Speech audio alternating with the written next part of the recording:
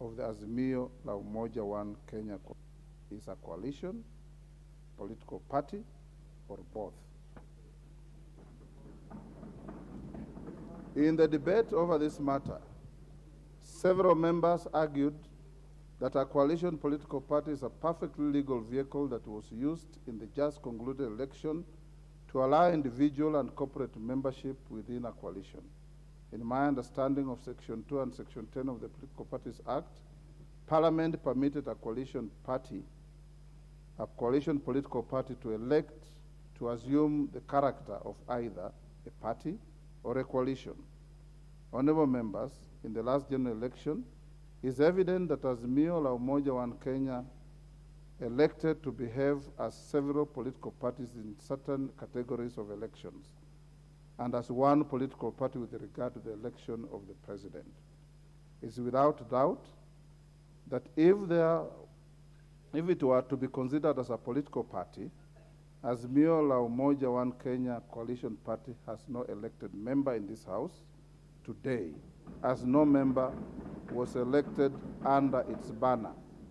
This is easily discernible from Gazette notices number 9950 and 9951 of 2022, both dated 23rd August 2022, and Gazette notices number 10535 of 2022, dated 5th September 2022, in which the IEBC, the Independent Electoral and Boundaries Commission, declare the persons duly elected as members of this House and their respective political parties.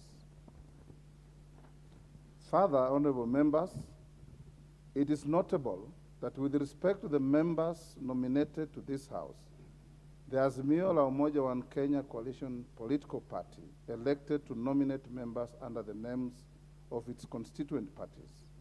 This can be seen from the Gazette notice number 10537 of 2022, dated 7 September 2022, and Gazette notice number 10710 of 2022, dated 9 September 2022. The Azimio la Umoja One Kenya coalition party seems to have elected to enter this House in both elective and nominative positions through its individual constituent parties. It is a clear demonstration of the coalition party's respect for freedom of association under Article 36 of the Constitution, which exercise of political rights under Article 38 of the Constitution, and the freedom of speech and debate in the House under Article 117 of the Constitution. Honorable members, Article 108 of the Constitution also allows a coalition to elect and designate their choice of the leader of the majority party. The claim by the Kenya Kwanza coalition is based under this limb. Similarly, the Azimio la Umoja One Kenya coalition political party has staked its claim to the leadership of the majority party in exercise of its second skin as a coalition.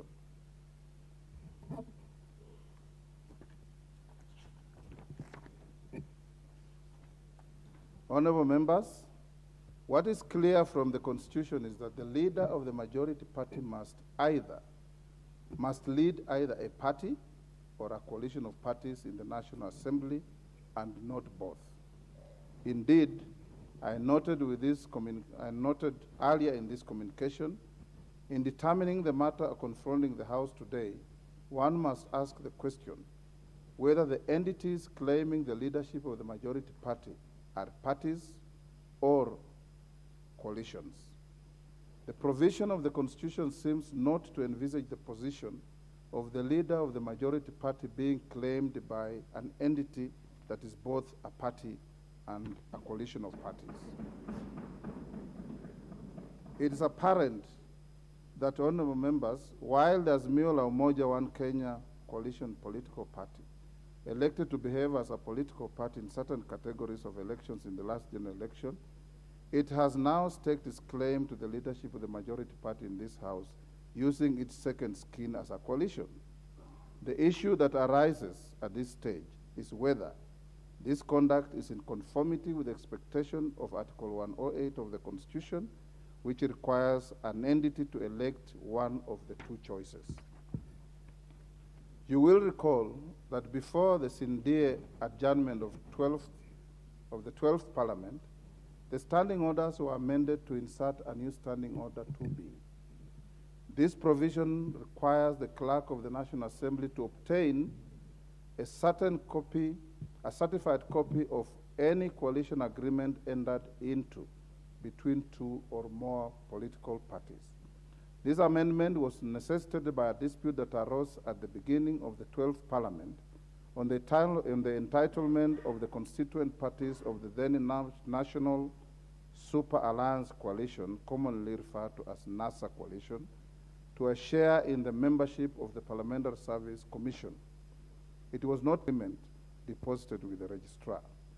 Apart from resolving any disputes related to the membership of the Parliamentary Service Commission, it would interest members to note that pursuant to Article 2152 of the Constitution, part of the membership of the Commission on Revenue Allocation is also drawn from nominees of the majority party and the minority parties in the House. This is the basis upon which the standing order was introduced in the last Parliament, so as to enable the Speaker to discern the undertakings made by the parties with regard to the positions available to the House. The sharing of nominees for appointment to commissions such as the Parliamentary Service Commission and the Commission on Revenue Allocation, entitlement to positions in the East African Legislative Assembly, and where necessary, determining the relative majorities in the House. Journals of the House indicate that this provision was hardly intended to be used to resolve questions of which party or coalition of parties has sufficient numbers in this House so as to be entitled to elect the leader of the majority party. Honorable members, the Political Parties Act provides a general framework for the formation of coalitions, but leaves the substantive provisions to the formulation of the respective parties to a coalition. Where the substantive provisions of a coalition agreement are unclear, ambiguous, or are in contention, the interpretation of the intent of the parties is left to the general jurisdiction of the legal system. Nevertheless, honorable members, perusal of an agreement entered between the partners in a coalition would greatly assist, resolve, or forestall unnecessary disputes likely to impede the conduct of the business of the House. Indeed, upon obtaining a copy of the NASA coalition agreement, my immediate predecessor did urge that the provision of the coalition agreements to the House should become standard practice. This is what informed the introduction of new standards affecting the affairs of the 13th Parliament. The clerk did write to the Office of the Registrar of Political Parties on 2nd September 2022. In her letter, entitled Request for Information and Copies of Coalition Agreements pursuant to the National Assembly Standing Order 2B, the clerk provided the registrar with a list of parties with representation in the House at the time. The clerk sought the following from the registrar, and I quote, "Guidance on which particular political parties from the list above are in coalition arrangements, please include the date of the registration of the coalitions." 2, information on changes made to any of the coalition agreements or partnerships that are in place and the dates of the changes, if any. And 3, certified copies of the coalition arrangements entered into by any of the parties listed herein. Honorable members, in response, the registrar noted that at 21st April 2022, Azimio la Umoja One Kenya Coalition Party comprised 26 political parties, namely Jubilee Party, JP, Orange Democratic Movement, ODM, Wiper Democratic Movement, WDM, Kenya African National Union, KANU, National Rainbow Coalition, NAC, National Rainbow Coalition Kenya, DAPK, Devolution Empowerment Party, United Party of Independent Alliance, United Democratic Movement, UDM, United Progressive Alliance, UPA, Pamoja African Alliance, PA, Movement for Democracy and National Liberal Party, NLP, People's Trust Party, PTP, Ubuntu People's Forum, UPF, Party of National Unity, PNU, Labour Party of Kenya, LPK, and the Party for Growth and Prosperity. In the same letter, according to the registrar, the Kenya Kwanza Alliance comprises 15 political parties, with the United Democratic Alliance, UDA, Amani Congress, National Congress, ANC, Forum for Restoration of Democracy Kenya, Ford Kenya, Chama cha Kazi, Communist Party of Kenya, CPK, the Service Party, TSP, Tuchibebe wa Kenya Party, Farmers Party, Devolution Party of Kenya, Economic Freedom Party, and the Umoja na Maendeleo Party as members of the coalition as of 3rd June 2022. Can the members take their seats?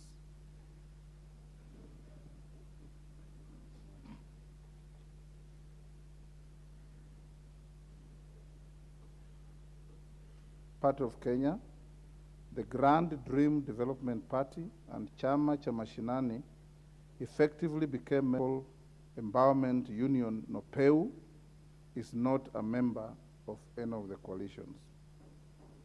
Honorable members, in the letter, the registrar also conveys that Maendeleo Chap Party, Pamoja African Alliance Party, PA, United Democratic Movement, UDM, and Movement for Democracy and Growth, MDG, have filed constitutional petitions and or objections with regard to their membership of Azimio coalition. It is notable that despite the written request by the Clerk of the National Assembly, the registrar did not convey certified copies of any pre-election or post-election coalition agreement entered into by the parties with the representation in this House in the response to the letter that surprisingly the registrar today morning at 8:30 a.m. submitted to me coalition and the Azimio la Umoja One Kenya coalition party. Curiously, whereas the registrar's letter to the clerk for the nationals bear a certification of the following day, which is 4th October 2022. The letter and the documents were delivered to the office of the clerk today, the 6th October 2022, more than 6 weeks after the request by the clerk. Seemingly, this may be read by any reasonable person to be a reaction to the proceedings of the House on Tuesday, 4th October 2022. Nevertheless, I have had occasion to peruse the documents accompanying the letter as against the documents tabled in the House on Tuesday this week. Despite attempting to advise the House on the status of the coalition agreements affecting the composition of the House as at 3rd October 2022, the registrar has again failed to mention the existence of any post-election coalition agreements. This is a glaring omission when viewed against the post-election coalition agreements tabled by the member for Kikuyu constituency during the proceedings. The post-election coalition agreements are critical to the Speaker for purposes of guaranteeing the constitutional rights and political freedoms of the members of this House elected under UDM, PA, MCCP, and MDG. Honorable members, this now brings me to the submissions made by the Honorable Opio Wandai on the significance to be attached to the response of the registrar of political parties, which he also tabled in the House on Tuesday this week, and in subsequent communication from the registrar. It will be recalled, honorable member, information contained in the letter by the registrar to the House. You will agree with me that this view is untenable for two main reasons. First, Section 10 of the Political Parties Act 2011 is clear that coalitions are not cast in stone but are an evolving arrangements which can occur both prior to and after election. The registrar has shied away from making a determination on the post-election status of the existing coalitions in light of the submissions made by part of the membership of this House and letters written to me by a number of members relating to post-election coalitions. The Speaker ought not to be a conduit for this indecision insofar as it has the potential of curtailing the business of the House, which is an important constitutional arm of the national government. Secondly, you'll also agree with me, honorable members, that the assertion by the honorable member for Gunja is flawed on account of the history I have given on the House relating to the rationale of introducing Standing Order 2B. It is indeed an established parliamentary practice that the Speaker is not a mere conveyor belt of information. The Speaker must apply his mind to any communication or document before it is presented to the House or admitted for use in the House. This is important in order to comply with the standing orders of this House and to protect the dignity of the House. Honorable members, in the present instance, Standing Order 2B expressly requires the clerk to obtain a certified copy of any coalition agreement to assist the Speaker to ascertain the relative majorities of the House and facilitate the transaction of the business of the House. Certification of the document and determination of its veracity and admissibility is of prime importance. You will agree with me again, honorable members, that there would be chaos in this House if I was to make rulings on the basis of unauthenticated and verifiable and inadmissible documents that affect the rights of members. Honorable members, I do note that unless the Political Parties Act is amended or the House exercises its powers to call for evidence under Article 125 of the Constitution, there currently exists no express statutory obligation to the registrar to furnish the House with the coalition agreements as contemplated under Standing Order 2B. As a matter of fact, the 12th Parliament noted this particular gap and proposed amendments to the Political Parties Act, whose introduction I approved in my communication issued during the afternoon sitting of Tuesday. Those members of JLAC have a job to do to cure this lacuna. Honorable members, attempts were made by members during the afternoon sitting of Tuesday, 4th October 2022, to table coalition agreements in support of the claims by the Kenya Kwanza Coalition and Azimio la Umoja One Kenya Coalition Party. You will recall that I ruled the documents tabled by the Honorable Junet Mohammed as inadmissible owing to the inconsistencies that were apparent on the face of the document. The inconsistencies were glaring, especially in light of allegations made by the Honorable David Ocheng's denouncing association of both himself and his party with the coalition political party. Apart from being a member of this House, the Honorable David Ocheng is also the party leader of the Movement for Democracy and Growth, an alleged party to the document tabled by the Honorable Junet Mohammed. In light of the objections raised by the Honorable David Ocheng, the document became a center of particular focus with respect to its legality, validity, and admissibility. The attempt by the registrar of political parties to convey what is said to be a certified copy of the document tabled by the Honorable Junet Mohammed on the 6th October 2022, that's today, has not made things any better, as the document from the registrar, just like the document tabled by the Honorable Junet Mohammed, has the same glaring gaps and inconsistencies that make it inadmissible. The question of admissibility of papers laid in this House has been addressed severally by my predecessors. In the most recent case, the Honorable Justin Muturi distilled previous guidance on the admissibility of documents into 9 brief rules in a communication issued on Tuesday, 10th May 2022, while ruling on the tabling of papers by the then member for Wajir County, the Honorable Fatuma Gedi.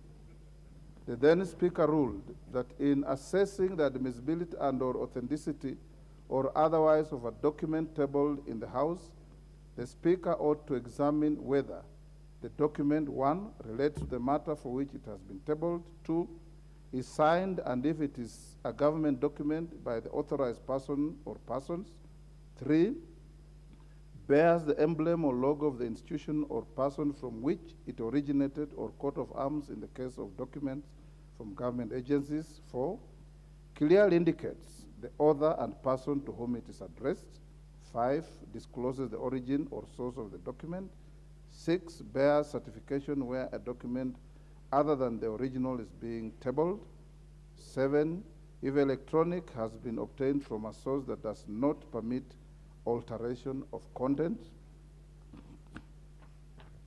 and 8, is related to a claim made before the House or a committee or its content has a nexus with the claim. 9, is stamped and clearly indicates the person signing of the stamp. Honorable members, can the honorable members take their seats?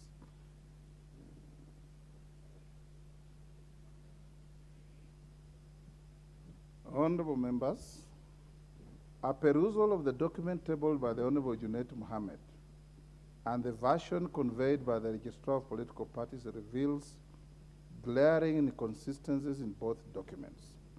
With regard to signatures, there is no uniformity in the manner in which the various pages of the documents have been signed off or initialed. Some pages in the documents contain fewer signatures than others, while page 3 of both documents in particular contains signatures that are hardly visible. The pagination of the two documents is also inconsistent. Order, honorable members. The pagination of the two documents is also inconsistent. Page 1 to 22 bear page numbers.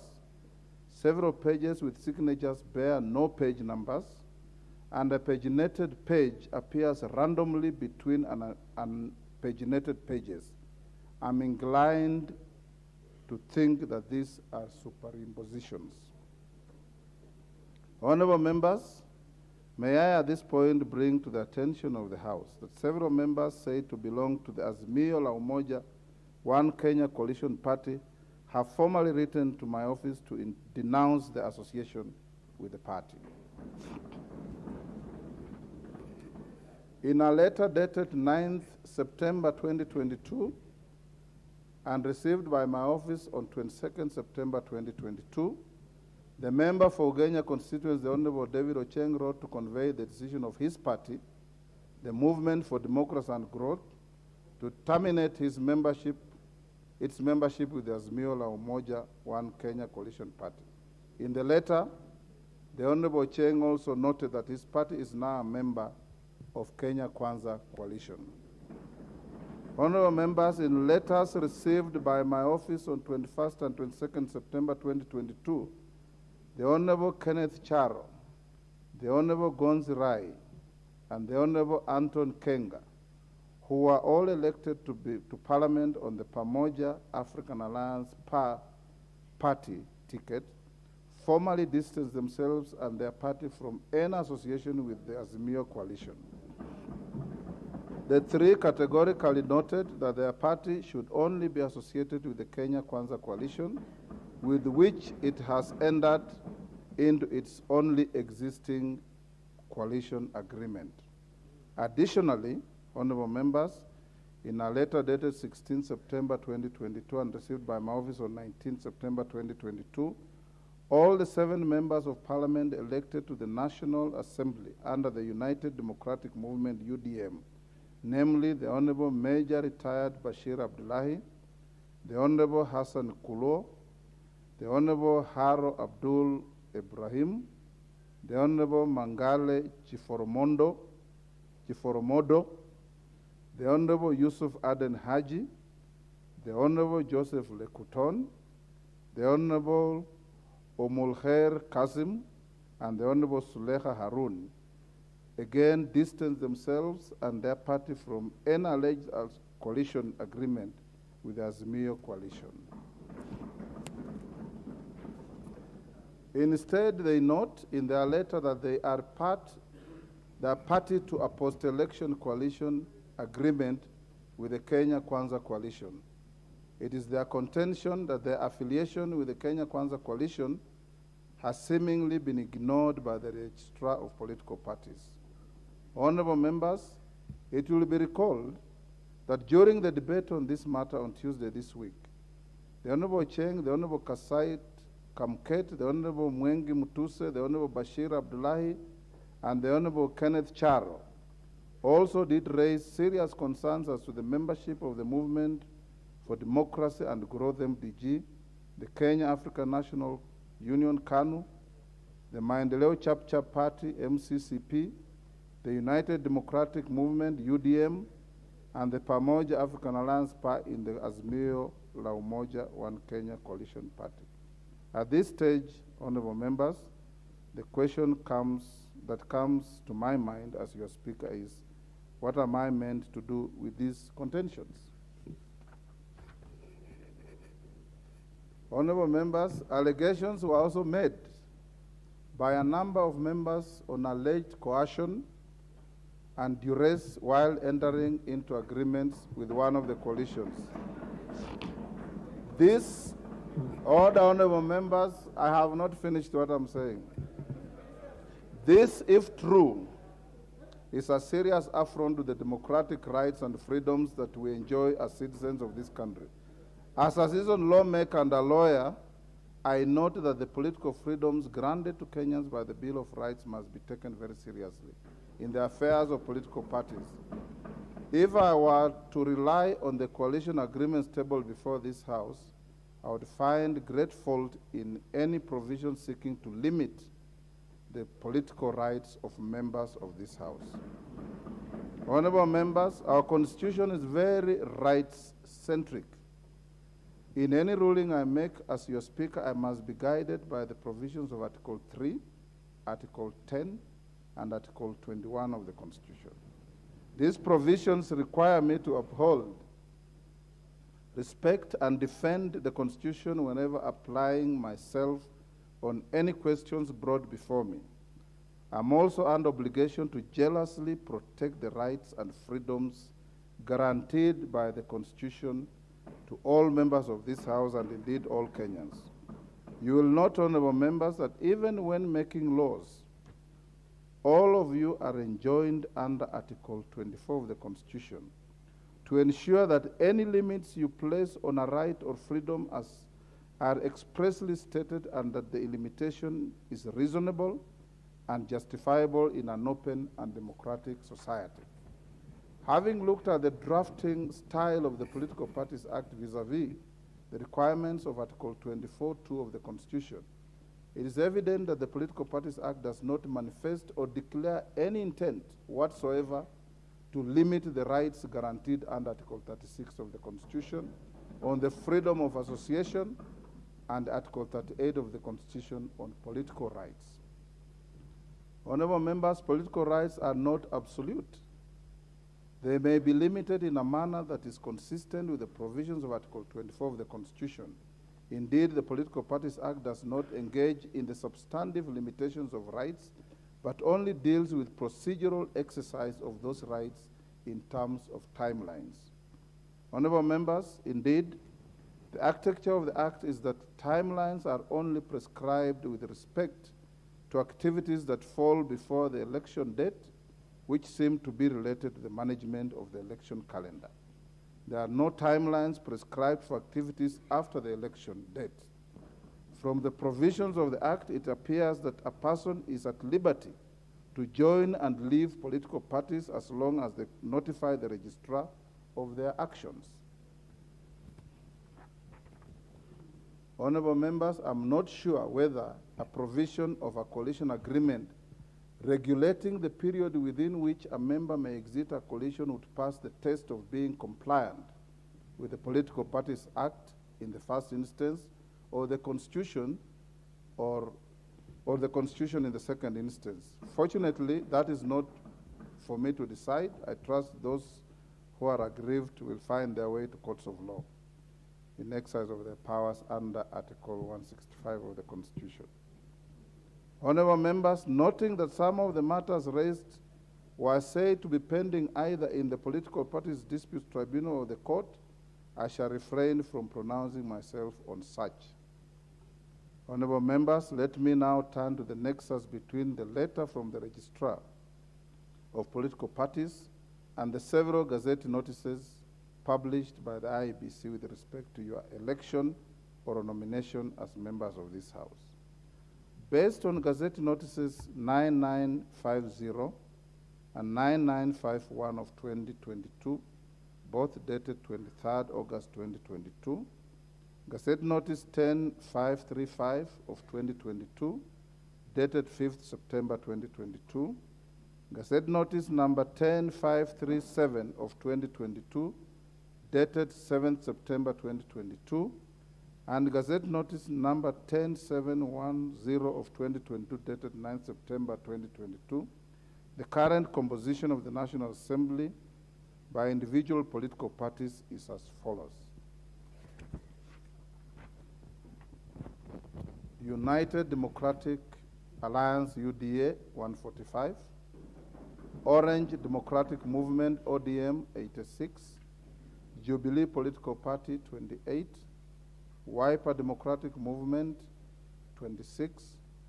United Democratic Movement, 8. Amani National Congress, 8. Ford Kenya, 6. Kenya African National Union, KANU, 6. Democratic Alliance, part of Kenya, 5. Pamoja African Alliance, PA, 3. Kenya Union Party, 3. United Party of Independent Alliance, UPIA, 2. Maendeleo Chap, 2. The Service Party, TSP, 2. United Progressive Alliance Party, UPA, 1.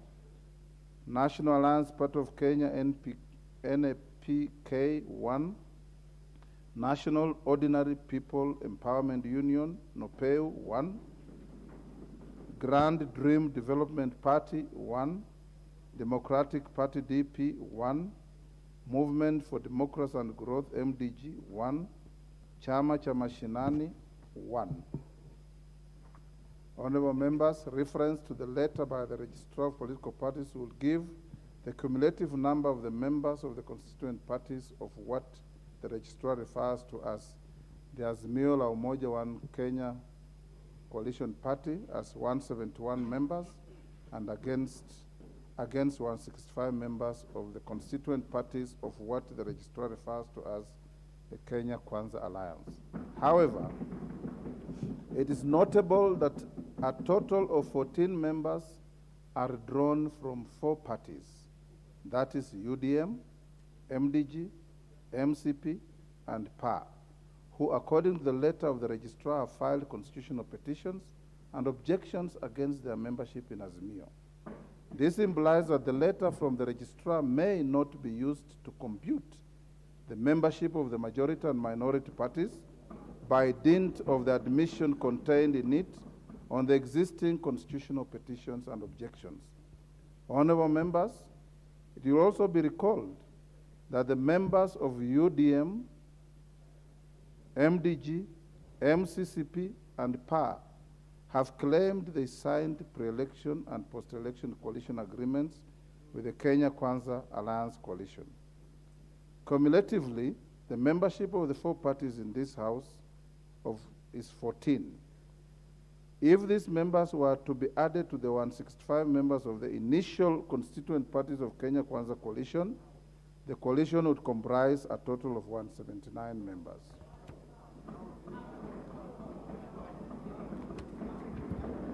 Consequently, the Azimio coalition would then, I have not finished this ruling at all. Order, members. If you listen,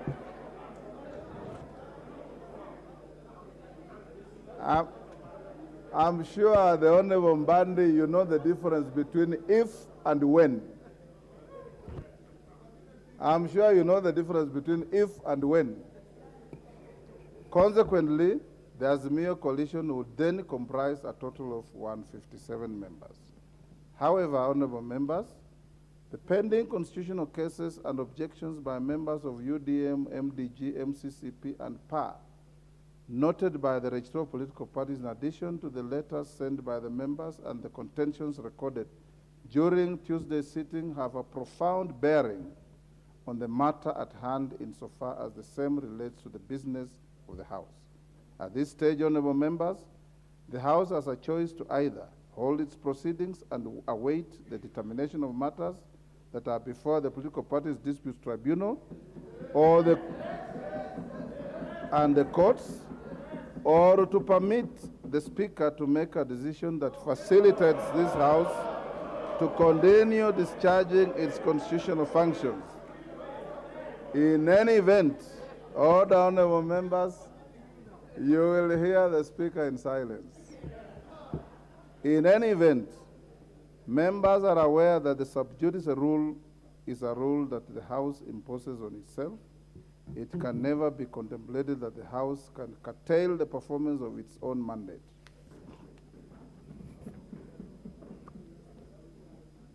Can the honorable members at the bar take their seats?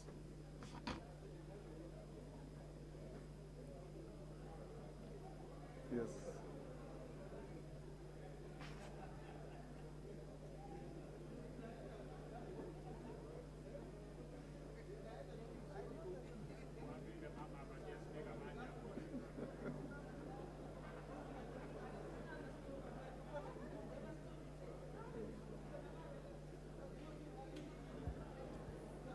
Honorable members,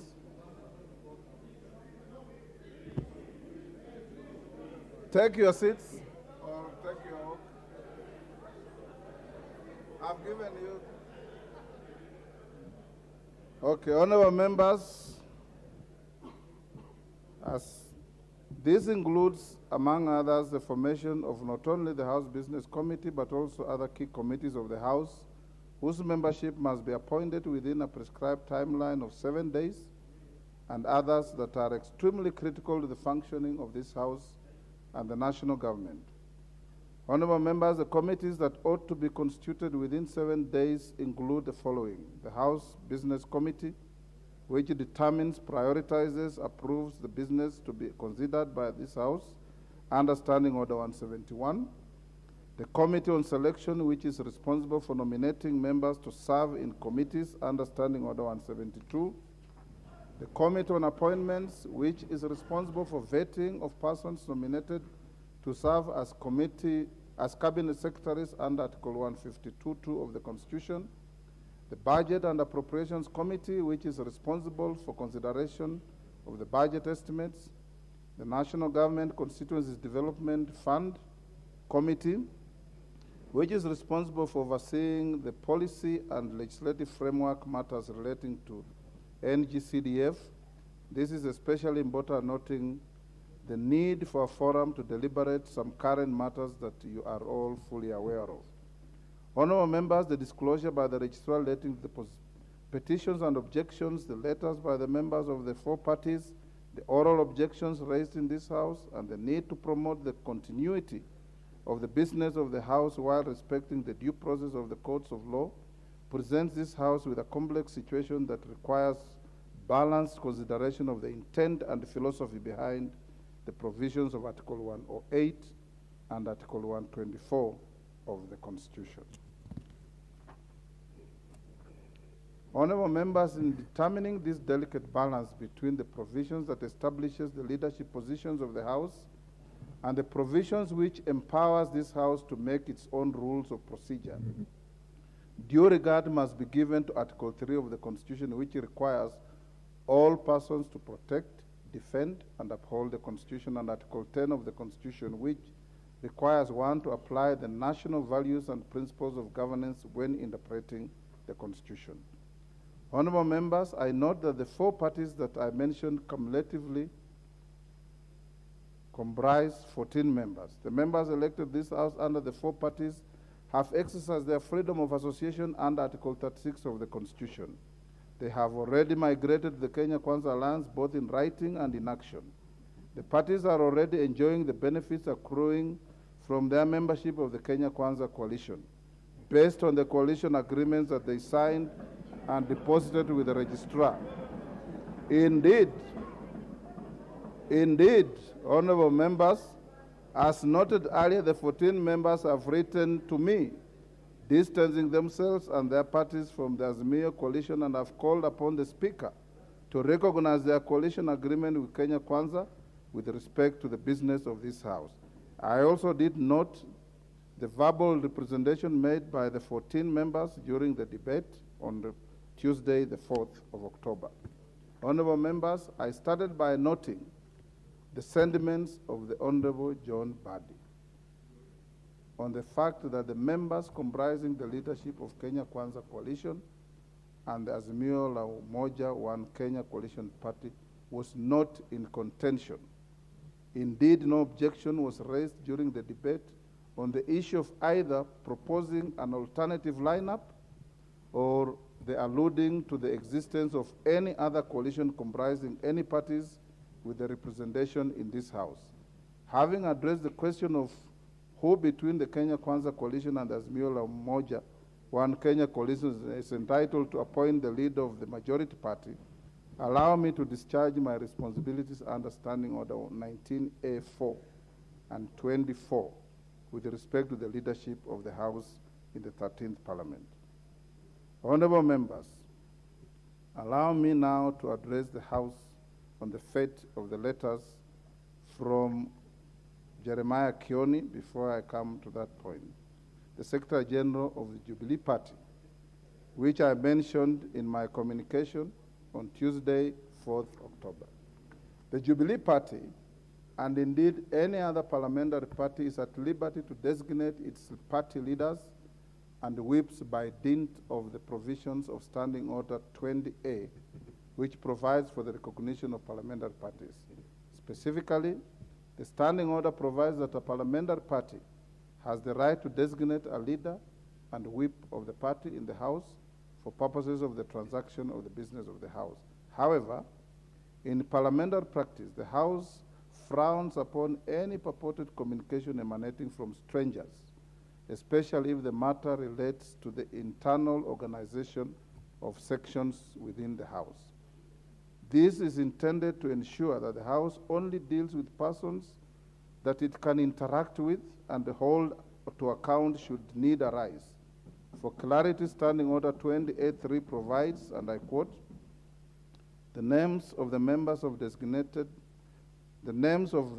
designated as party whips shall be communicated to the Speaker in writing by the leader of the majority party on behalf of the majority party, by the leader of the minority party on behalf of the minority party, and the leader of a parliamentary party in the National Assembly in a case of a parliamentary party that is not part of the coalition forming the majority party or the minority party. In order to facilitate the transaction of the business of the House, the leader of the majority party and the leader of the minority party are required to forward to me the names of members who shall sit in the 5 critical committees that I mentioned earlier. Honorable members, Standing Order 1711F provides that apart from the House leadership, the House Business Committee consists of 9 other members nominated by the parliamentary parties, reflecting the relative majorities and taking into consideration the interests of parties other than parliamentary parties and independents. Furthermore, honorable members, Standing Order 1711C provides that besides the House leadership, the Committee on Selection consists of not less than 11 and not more than 21 members nominated by the parliamentary parties, reflecting the relative majorities and taking into consideration the interests of parties other than parliamentary parties and independents. Standing Order 2041 provides that apart from the leadership of the House, Committee on Appointments consists of not more than 15 other members nominated by the House Business Committee on the basis of proportional party membership, taking into account consideration the numerical strength of the parties and interests of independents. Honorable members, upon formation of the committees on selection, I will be asking the party leadership to to nominate members for appointment to the rest of the committees within particular priority to the Budget and Appropriations Committee and the National Government Constituency Development Fund Committee. It's imperative that in nominating the members of the committees, majority and minority leaders should, as much as possible, take into account and consideration the gender representation, the need for national balance, and the interests of parties other than parliamentary parties, and indeed the independents.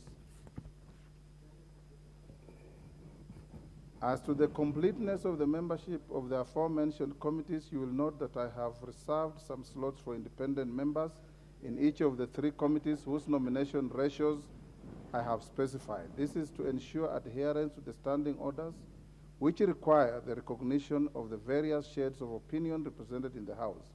As my predecessor noted in the 12th Parliament, the Speaker should protect the independent members and small parties in the nomination to and discharge from committees. Honorable members, in summary, therefore, my considered determination on the matter raised is as follows. 1, alleged coercion. That the consideration of the various allegations of coercion and duress at the time of entering into coalition agreements and an appropriate remedy for the same lies outside the authority of this House. 2, the place of members of UDM, PA, MCCP, and MDG. That in my considered opinion, it would be imprudent to treat the 14 members elected to the House under the UDM, Pamoja African Alliance, Maendeleo Chap, and the Movement for Democracy and Growth, MDG, as part of a coalition that they have expressly distanced themselves from and their parties. I am therefore persuaded that the 14 members and their parties are part of the Kenya Kwanza coalition. This, in my view, would be fair and in accordance with the previous rulings by my predecessors on related matters. 3, that with the 14 members, the membership of the Kenya Kwanza coalition stands at 179 members, while the membership of the Azimio la Umoja One Kenya coalition party stands at 157 members. This, by implication, indicates that the Kenya Kwanza coalition is the majority party, and the Azimio la Umoja One Kenya coalition party is the minority party in this House. 4, that the Kenya Kwanza coalition is entitled to appoint the leader of the majority party, while the Azimio la Umoja One Kenya coalition party is entitled to appoint the leader of the minority party. Consequent upon the foregoing, honorable members, the leadership of the majority party will be as follows. The member for Kikuyu constituency, the Honorable Kimani Ichung'wah. Order, honorable members. Order, honorable members. Can the members take their seats?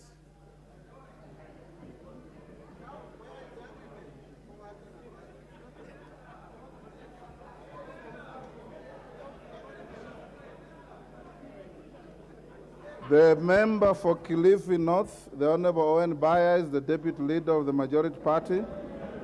The member for South Mugirango, the Honorable Silvanos Osoro, is the majority party whip. The member for Marsabit County, the Honorable Naomi Jilo Wako, is the deputy majority whip. Leadership of the minority party. That with regard to the minority party, the member for Ugunja, the Honorable Opio Wandai, is the leader of the minority party. The member for Kadiani, the Honorable Robert Mbui, is the deputy leader of the minority party. The member for Suna East, the Honorable Junet Muhammad, is the minority party whip. And the nominated member, the Honorable Sabina Chege, is the deputy minority whip. The letters from the Secretary General of the Jubilee Party, I have already touched on those, and we need not bother about them. That with respect to the House Business Committee, the leader of the majority party, the Honorable Kimani Ichung'wah, and the leader of the minority party, the Honorable Pio Wandayi, are directed to submit not more than 4 members each to my office latest by 10 a.m. on Tuesday, 11th October 2022. That with respect to the composition of the committee on selection, the leader of the majority party and the leader of the minority party are to submit 10 members and 9 members respectively to my office by the same date.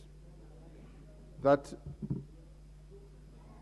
composition of the committee on appointments, that with respect to the composition of the committee on appointments, the leader of the majority party, the Honorable Kimani Ichung'wah, MP, and the leader of the minority party, the Honorable Pio Wandayi, MP, are to submit not more than 7 members each to my office latest 10 a.m. on Tuesday, 11th October 2022. The clerk is hereby directed to cause the list to be directed to ensure that the names of the members to serve in the Committee on Selection and the Committee on Appointments are presented to the House Business Committee when the committee sits on Tuesday, 11th October 2022. That while it will be construed in the interim that the minority party has designated its leadership, the leader of the minority party, the Honorable Pio Wandayi, MP, is hereby required to regularize the designation of the whip and the deputy whip of the minority party according with the requirements of Standing Order 20A3. Remember, previously we were notified by the Honorable Junet. It's actually now the Honorable Wandayi to notify the leadership and the Speaker on who your whips are. That with respect to any member belonging to any party other than a parliamentary party, as your Speaker, I will endeavor to ensure the power afforded to me by Standing Order 174(2)B is upheld. I will not accept or approve any list of committee membership that does not take into account the interests of independent members and parties other than parliamentary parties, the ones we commonly refer to as small parties. That pursuant to Standing Order 259, the marked seats in the front row of the chamber to my right and to my left are reserved for the persons occupying the offices of leadership of the majority party and the leadership of the minority party, respectively. That in accordance with Article 108 of the Constitution, the Parliamentary Service Act 209 and Standing Order 19, the Clerk of the National Assembly is hereby directed to take the necessary measures to facilitate the leadership of the House that has been appointed to move into their respective offices and access all other entitlements relating to their offices as has been approved by the Salaries and Remuneration Commission and the Parliamentary Service Commission. In conclusion, honorable members, today's guidance has been informed by my solemn duty to facilitate the continuity of the business of this House. The House will be at a standstill without a clear guidance on the leadership of the House. It is so directed. We now go back to the debate on the presidential address.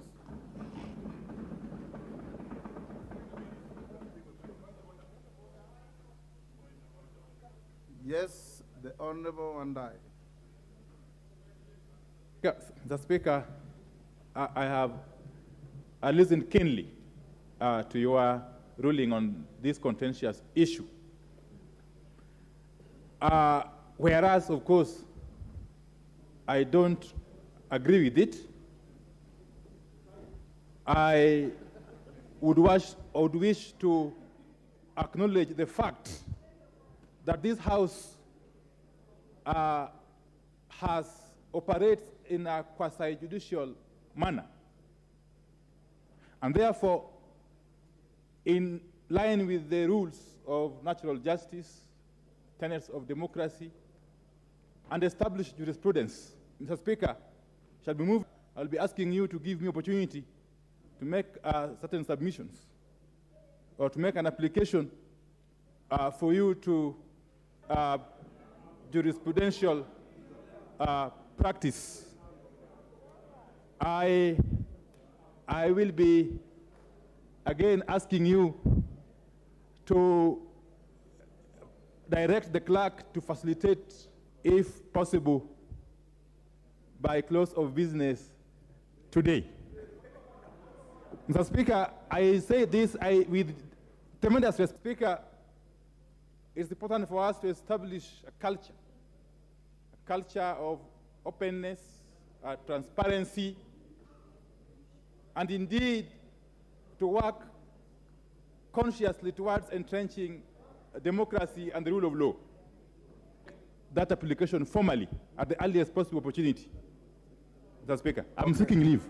Order, honorable members. Honorable members, in the tradition of the House and our standing orders and practice, once the Speaker makes a ruling such as the one I have made, is not subject to debate, it is not appealable, and it stands as it is.